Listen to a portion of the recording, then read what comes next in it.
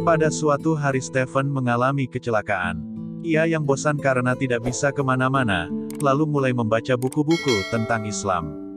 Menurut Stephen, ada 4 hal yang membuat dirinya takjub dengan Islam.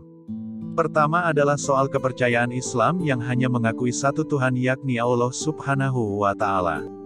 Karena kami tumbuh sebagai umat Kristiani, Kristen Katolik, di mana kamu mengimani Trinitas, ujarnya.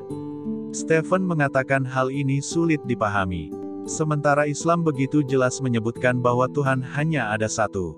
Kedua, Stephen menyukai adab bagaimana cara Muslim menutup diri yang berarti tidak membuka diri di depan orang lain. Jika pada umumnya banyak toilet berdiri berdampingan dan ketika para pria buang air kecil mereka juga akan mengobrol. Hal ini sebenarnya bertentangan dengan Stephen.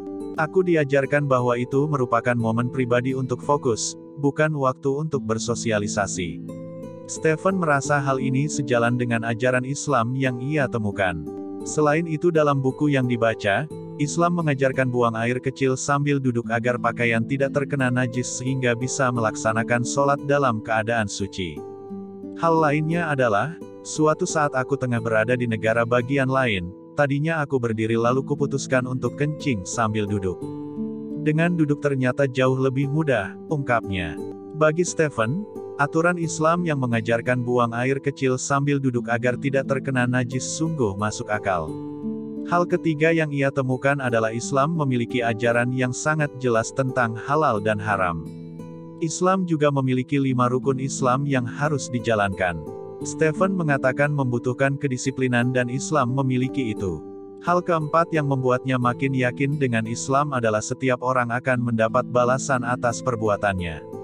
Setiap yang menjalankan ajaran agama akan masuk surga, dan jika tidak akan masuk neraka. Stephen merasa ini sangatlah adil. Setelah selesai membaca buku tersebut, dirinya makin yakin dengan Islam.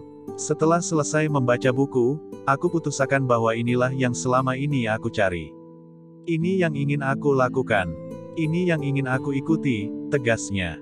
Stephen menghubungi kembali ayah temannya dan mengatakan ingin memeluk agama Islam.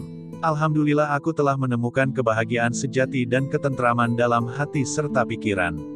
Al-Quran diakui Stephen memiliki dampak besar pada kehidupannya.